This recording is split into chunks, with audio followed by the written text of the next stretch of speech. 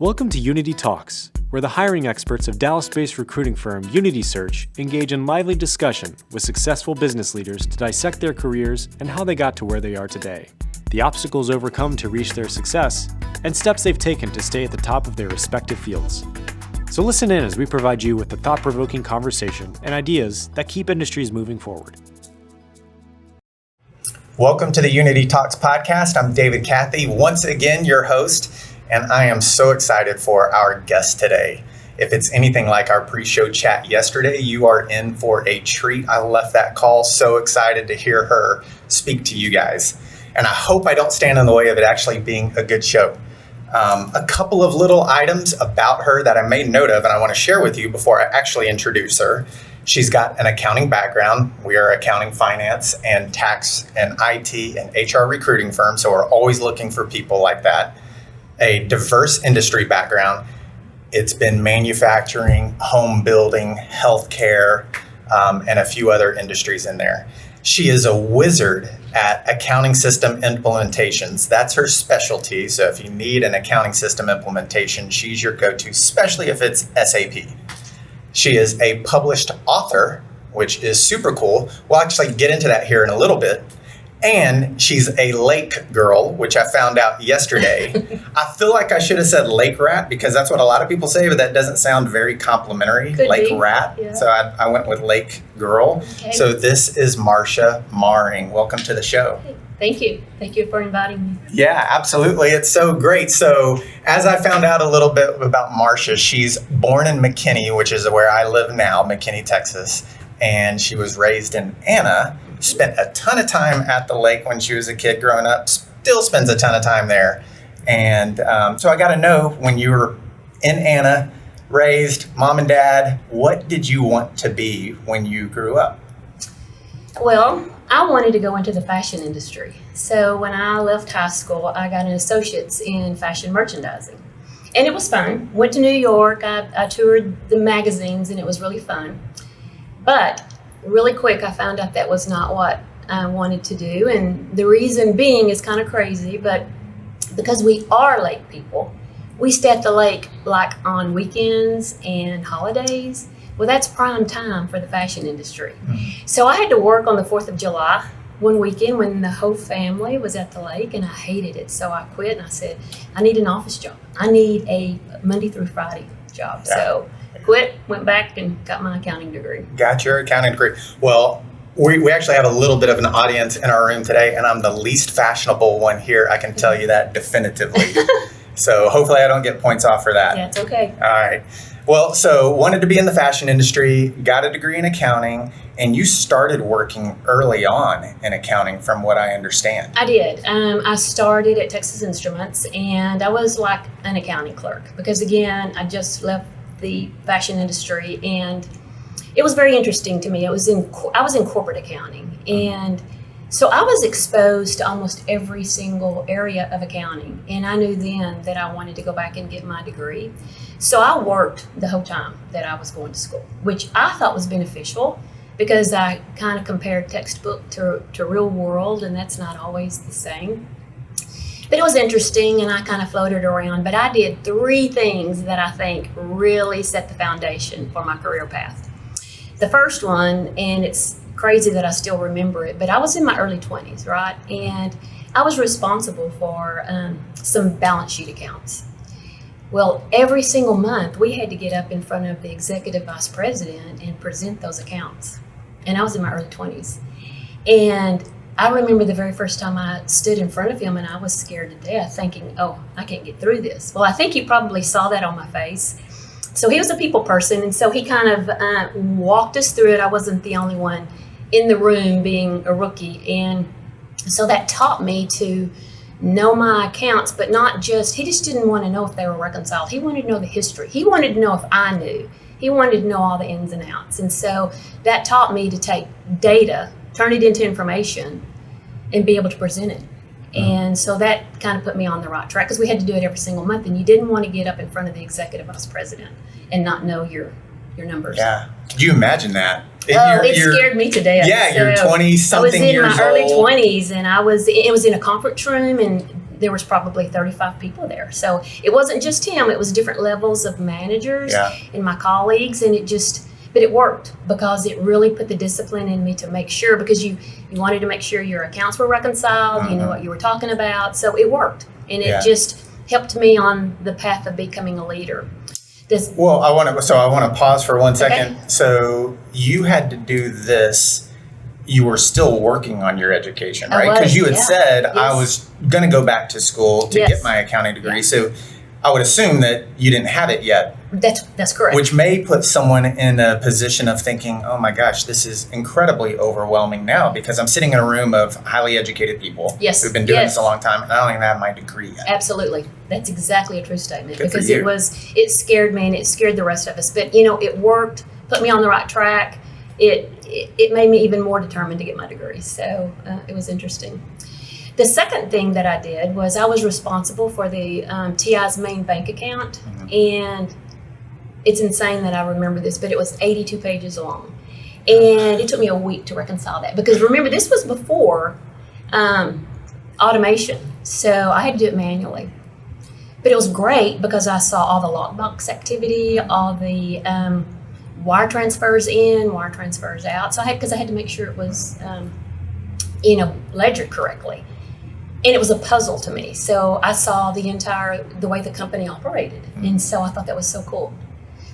And then the third thing that I think really kind of put me on the automation that you spoke of earlier, this was probably the very first thing that I did. I worked a lot with the Treasury Department.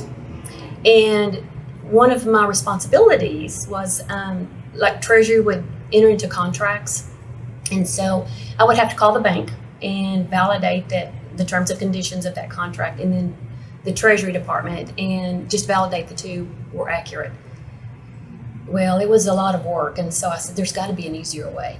So kind of did my homework and looked around and found that Chase Manhattan Bank in New York just came out with a prototype of just automating that very process.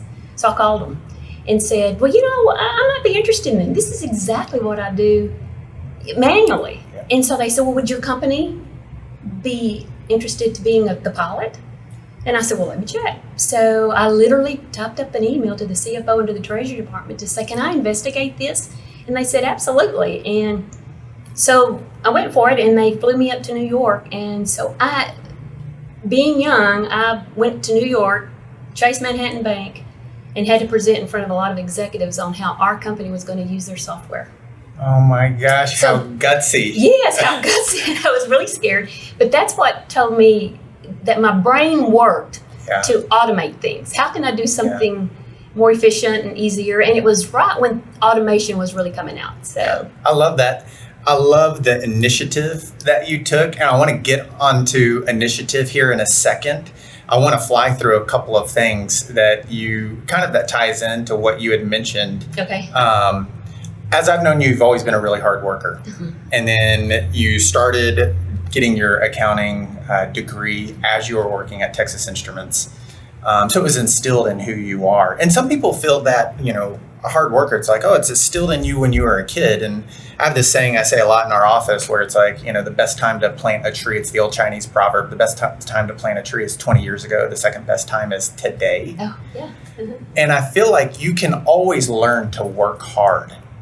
And that's something that leaders, who you are now, operations controller is what you identify with, as well as system implementations. It may be a little bit easier to learn work ethic when you're growing up, if you're in a house that comes from that. That's true. Much like I was and you were. But it doesn't mean that you can never, you can go through life and not learn the work ethic in order to climb the corporate ladder, if that's what true. You want to do. No, that's absolutely true. So you just kind of have to know what you want to do. But I think a lot of it is it's kind of just in your blood. So kind of either you are or you're not. That's kind of been my experience with people that, as I go through with in my leadership role, I've seen some people that just really don't want to give it. Most of them do, but some of them might work better in a different profession. Yeah. I'm going to come back to that here in a second, just that work ethic, because I think that's important for our listeners to understand. But before I do, you're still getting shaped in your career from a work ethic standpoint.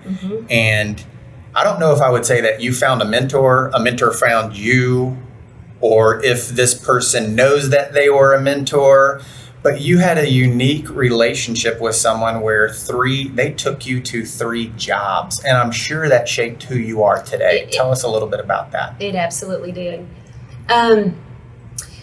So I was in this department and I got a call one day, and it was an executive assistant, and she said, the CFO of that division, huge division, wants to meet with you. I didn't even know who she was. She was brand new. She just came from a different state.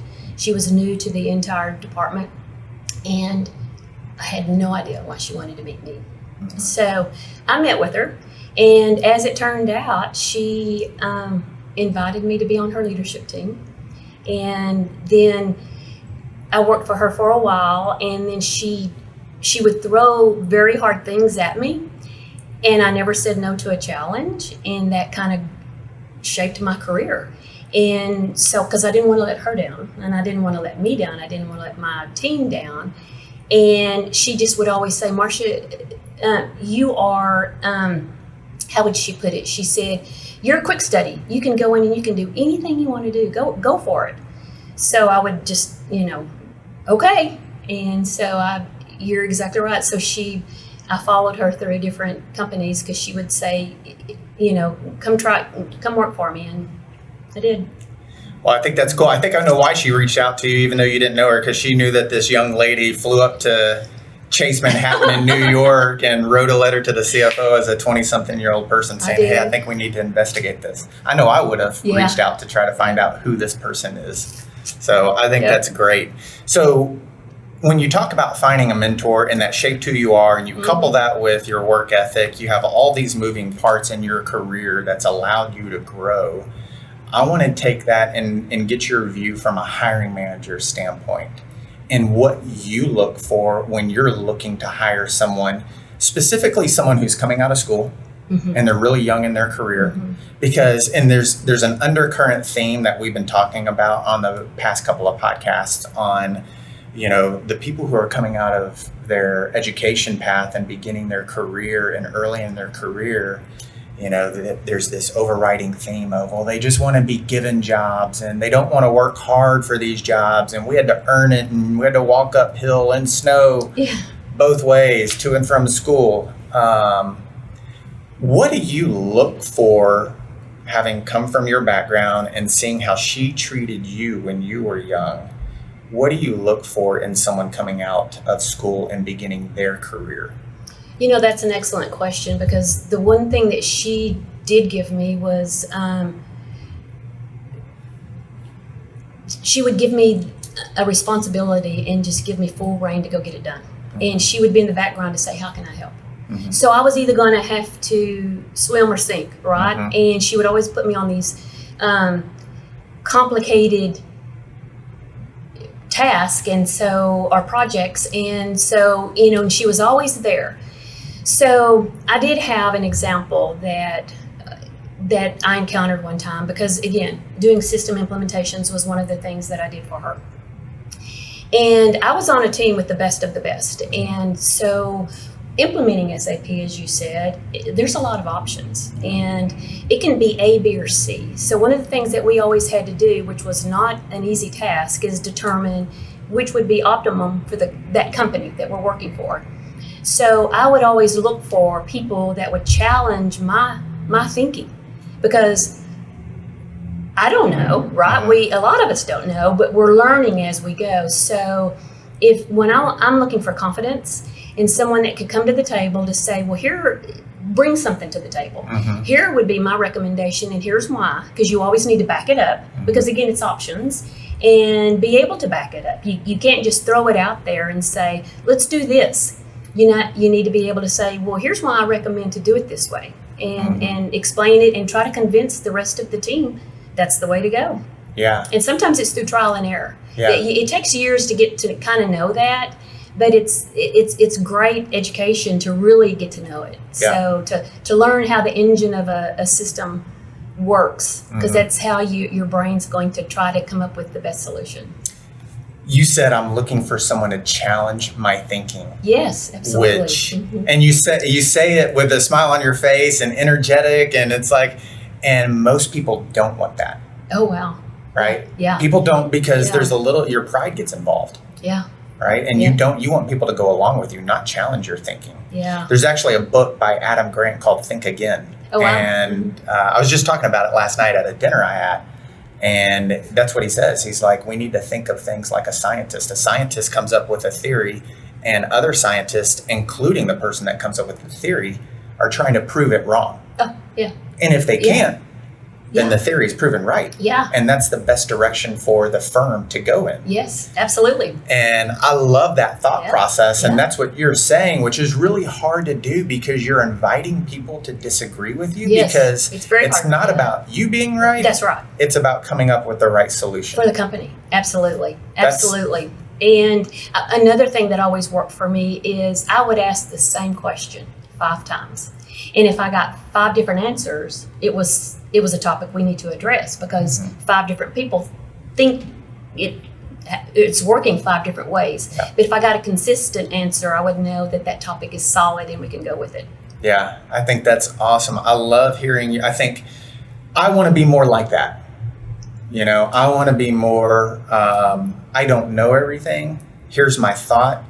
And please tell me I'm wrong and figure out how I'm wrong, because I would like to get better. Yes. And that's really hard to do. So that's really cool that you did that. And you say it so enthusiastically, like, isn't everybody like this? And well, system implementation, it's hard. It can Yeah. be hard. So it's there are certain things that are just right or wrong, but there are certain things that have so many options. Help me here. So, yeah. Yesterday we were talking about how I first knew you. Oh. And I asked you if you remembered our conversation. You were like, I don't really Refresh my remember. memory, Yeah. And you needed someone on your team for a temporary period of time. Mm-hmm. And I had a candidate who I thought could do the job. And you said, I was telling you about the candidate, and I mentioned her name. And you said, yep, as soon as she can start, I'm ready to go. And it caught me off guard. And you said, I know her. I've worked with her years ago. Oh, She's yes. unbelievable. Yes. And She's great. I want her to start as soon as I can, which Yep. is, it's music to a recruiter's ears, right? We're Yeah. like, oh my gosh, this is perfect. Why can't every client be like Marsha is? Well, it was music to my ears, because I'm like, that's exactly the person I'm looking for. Yeah, So I it's love great. that. Yeah. So it was a perfect match, which It was is a what we're perfect match. after. Yeah. But there was something early in this particular person's career that stood out to you. Mm-hmm. And it may not be just 1 or 2 things, but I'd love for you to think about or tell us about the qualities that you look for, because she was memorable Mm-hmm. and you knew you immediately wanted her on your team. And I think people who are looking for jobs or are unemployed are looking for a better opportunity. I think it'd be good for them to hear those characteristics, because they should be keeping those in mind as they progress through their career. With confidence, like we said, she was always confident, and she just knew her numbers, and she was just I remember working with her, and she was just a kind of a silent partner. She just worked and she would question things when needed to, but she just was a very hard worker, and in accounting, that's very important, because there's very, very small room for mistakes. I mean, people make mistakes and you can go correct them. In accounting, they say you absolutely can go correct them. But she was just solid, strong, knew her numbers, easy to get along with. She's great. And even when she came in and was working for me, there were topics that we would agree to disagree, because she would say, well, I would do it this way. Well, I would do it this way. And so we just kind of agreed to disagree. But at the same time, we would laugh about it, and we would say, okay, let's do the options and come up with the optimum solution. And she's just a pleasant person to work with, and she just knows her numbers. Yeah. So on this part, because I want to transition to something here in a second that I think is incredible about Marsha, but in this area, as we make a transition, just to kind of cap it off here, the things I've heard you mention a lot to someone beginning their career is, in fact, the other people we've talked to sat in that same chair, I said the same thing, like hard worker. Know what you're doing and be willing to challenge the status quo, because you were Yes. Right? Mm-hmm. And you took initiative, and I know she takes a lot of initiative in your career. So those seem to be the qualities. Those aren't on the resume.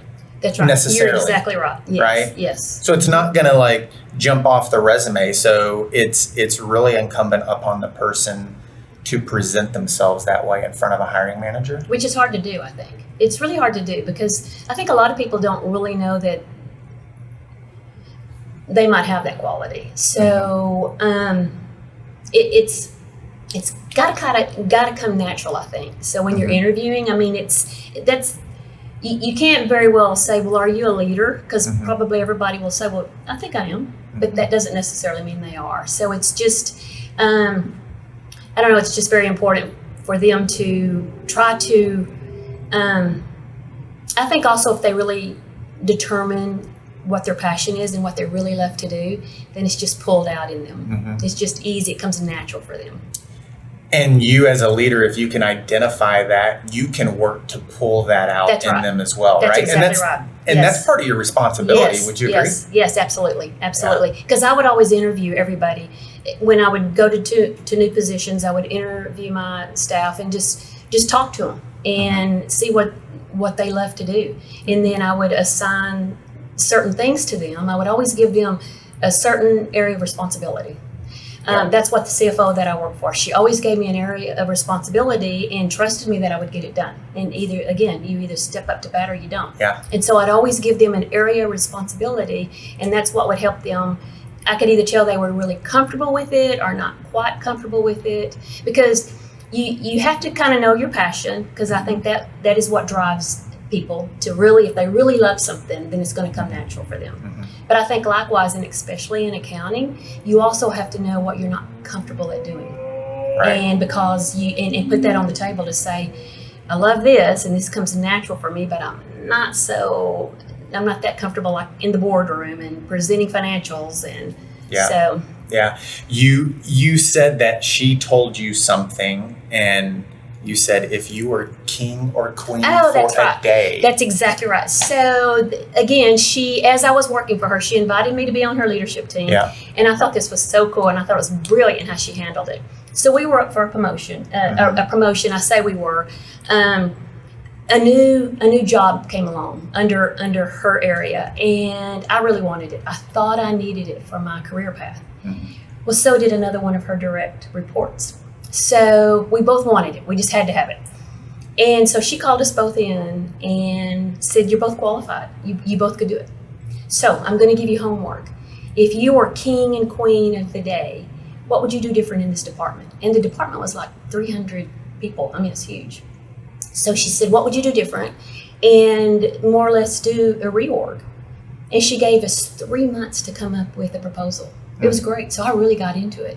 And so did he. And so we just totally revamped the entire department for 3 months. But then we went to give it to her, and she was still struggling because she liked both of our proposals, because they were great. It was fun. It was really fun. Yeah. But then when I turned it in, then that's when another new position came up, which was the system implementation, which was a huge initiative for the entire company. And she said, Marsha, based on your proposal here, you would be great at this one. And I was like,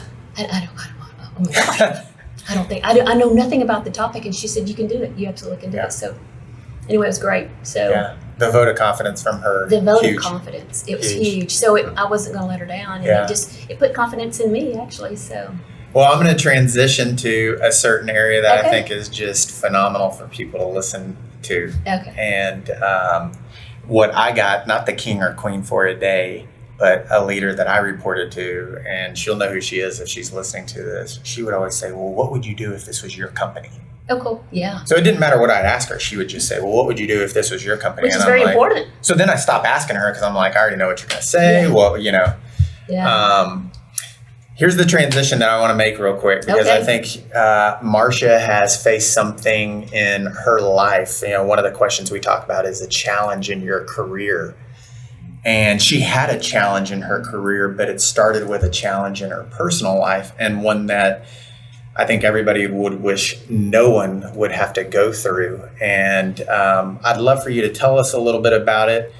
And on the back end of that, I'd love for you to tell for people who are going through some type of challenge in their career. It doesn't really matter what it is, but if they're going through some type of challenge in their personal or professional life, how do you work through it in your professional life? Excellent question. So, for those who know me, my 21-year-old son was killed in a car accident. And as we all know, that is an absolute game changer. And so it totally changed me. And at the time, I was at Bell Helicopter. So my colleagues at the time just came out and just turned into family to me. They helped me get through this so much. And so when something like this happens, you either turn bitter or you turn better. So I was determined to not let that take me down, and it is a process. So one of the things that I did was my best friend and I, she had lost her 12-year-old. And we started an organization in South Lake, and it's called Compassionate Friends. It's part of a larger community. It's nationwide. And so we just help parents through the bereavement process. We provide hope. We actually provide hope. And we're there, like you said, we're there if you need us. We hope no one ever needs us, but unfortunately people do. But that also, as weird as this might sound, it also opened doors for me, because I would go to conferences and I met a lot of people, and one being on a radio station and a TV station, and they invited me to speak on their radio on how to help people. And so, and they also have, it's called Open to Hope, and so that's out there for help too. And so I write articles for that too. Mm-hmm. And I also was asked to speak at TWU. Every semester they would ask me to come and speak to their graduating seniors that's going into social workers, and when they touched on grief, they would invite me to come and speak. So what I would say to challenges is just don't give up. And again, I published a book, and it's, for me, it's God can get you through anything if you allow him to. Mm-hmm. And so I relied on him to get me through, and wonderful friends, but there's always going to be challenges. And so don't give up, and just process it, draw strength on friends and your prayer life, and it will get you through anything. You had mentioned yesterday that you had to learn to compartmentalize to a degree. I did. I absolutely did. Because you were balancing a tragedy in your personal life. Yes. And you eventually, I think after a month or so, you went back to the office Yes. to do some work. Yes. And there's people kind of handle something like that different. For me, I threw myself into my work. A lot of people stay home and just have to go through the journey that way. But I threw myself into work. And again, I had people at Bell Helicopter that just turned into family. They knew exactly what to say, when to say it, but then they also knew when not to say anything, because I had my work hat on, and we were implementing SAP, and I had to stay focused. And it just worked, because it is a process. And I came out on the other side with just really, really good friends and family that just helped me through it. And I love Bell Helicopter because it just happened at that time, but I knew how to compartmentalize, because work is work and personal is personal. And so. Yeah, colleagues. I wrote that word down when you said that, because it's not just incumbent upon the person to get through that time in their life that is having some challenge or facing a difficulty, whether it's in your personal or professional life. Mm-hmm. But I think we could all be better colleagues, and really put ourselves in the other person's shoes. And that's, you said that they became family. They did. They totally became family. And you leaned on them. And that was years ago in your career. It was years ago. And you probably look to shape every company you've been to since, in every department. Yes. They first started out as colleagues, and you look to try to weave them into your family. Absolutely. Yeah. That make all of my best friends, I think I've worked with over my journey, and they're just great. Mm-hmm. I know a couple of them, and in fact, one of them told me you would be fantastic at this, which is one of the reasons why you're sitting here today. I spoke with her today too. So that's great. This is her book, I Know the Secret. and you can find it at Amazon. And so you should really take a look at it. It is a fantastic book. She autographed a copy of it for me today, so I'm excited. Thank you so much for that. So please get that book, I Know the Secret. So we're starting to wrap up here. Okay. And I would just love to know, so the first part of this was talking about, the hard work, just to recap that. If you were to leave a word or two to our audience about advice you would give them as they begin their career. So step one is, as they begin their career, what advice would you give them? And then step two, what would you leave them with when? Because we all face challenge. We're all going to face the challenge. We're all going to face challenge. And it's always going to look different. Yeah. And we're always going to handle it differently, right, because we have different DNA. We're different people. Mm-hmm. And we all process information. So what advice do you give when they begin their career to climb the ladder and work hard? And then what advice when they get that challenge would you leave people with? Okay, so the first one I would say, and again, since we're talking about accounting, and we're probably talking about a lot that's got their accounting degree, and as they start, today's buzzword is work-life balance. Well, in accounting, there are deadlines. And so know the deadline, know the expectation of the job, right? Because you've got to release your earnings on a certain time. So therefore, walk into it, know the requirements of that job, probably know that you're going to be really, really busy the first 2 weeks of the month. The second 2 weeks of the month is when you can go on vacation, or you might have a little bit of downtime, but you're going to really, really work, and it's going to be very, very challenging. So just know it. And also, as you're going, take the time to look at the total picture and not just the big picture, because as you do climb the corporate ladder, that's going to come in handy, because when you're sitting in the boardroom and you're looking at your financials when you make it to the CFO position, you're going to know that you know every single aspect of that job because you've done it. And so not no more than just the big picture. Take the time to understand the total picture, which means talk to IT, know everything that feeds the financials, know all the ebbs and flows of everything, know the challenges, because it gets a little complicated at times. Yeah, such great advice on that. Yeah, so that's what helped me, and that's what I try to tell my people. People know that I do flow charts. You walk into my office at any given time, and I process information visually, so I map everything. So therefore, I think everybody focuses on visual.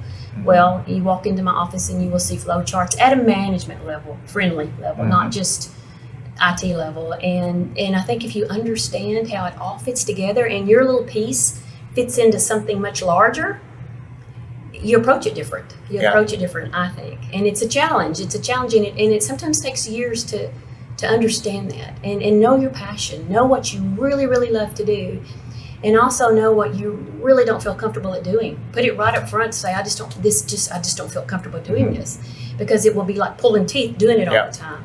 And so there's so much to accounting that you can find your niche to go and capitalize on that. Yeah. And then run from the other to say that's just not me. Yeah. And the other stuff that it may not be you, it would be good to have a voice and talk to your boss and, that's right, and help them guide your career. Like, this may not be the right opportunity, but maybe there's an opportunity to develop a new position or put yourself, be put on a different team. Right? But try it first, because it might not be as difficult as it's going to be difficult, but you might end up liking it.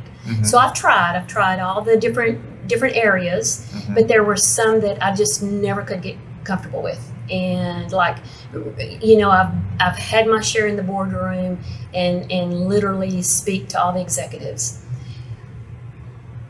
I would rather not, if I didn't have to. I'd rather give them to you and let you do them. I would rather do the legwork and give them to you and let you do it, right? So, but I can do it. There's a difference, and you can do it, and whether you really love to do it.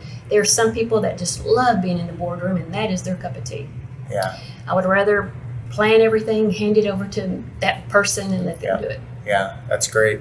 And then for someone who's facing a challenge in their career, whatever that challenge is, and it could be in their personal or professional life, what advice do you give a listener who's listening to this now, or a couple of months out in the future, then they're coming back and listening to this? How do they handle that? I would say pull strength from your colleagues, your coworkers, and just kind of process. It's a journey, and just kind of process it, because you are going to have challenges, and just face it head on and acknowledge it. That's huge. If you totally acknowledge your challenge and have a strategy, get a plan on how to plow through it, but plow through it. You just have to plow through it, because you do come out stronger on the other side. That much I know for sure. Yeah. Well, you're a living example of that. I'm a living example, yes. And man, I told you this yesterday. I was like, okay, we're going to have you back, for like 3 or 4 more sessions, because you have so much good content inside of you. And I love to hear you talk. You make me passionate about my job. Well, thank you. I've been very blessed, but I've also had a lot of challenges, like you've said. I've kind of had both. So. Yeah. Well, thanks so much for being here. You're welcome. Guys, go get this book. She's fantastic. And I think it's whether you've had a challenge or something that's happened in your life, I think this is just good to know, whether it's happened to you or not. It's really good to know. You can find it on Amazon. Marsha, thanks for being here so much with us today. Thank you. I enjoyed it. Yeah, well, thank you. And for our listeners, we appreciate you guys. Hopefully you grabbed a lot of really valuable information from this interview. I'm sure you did. I'm going to go listen to it a couple more times. And until next time, thanks so much. If you're looking for the next step in your career or the missing piece for your team, Unity Search has you covered. Whether it's finance and accounting, tax services, information technology, or human resources, Unity Search is here for you with experienced and dedicated hiring professionals. Reach out today and take the next step. Unity Search, placing you first.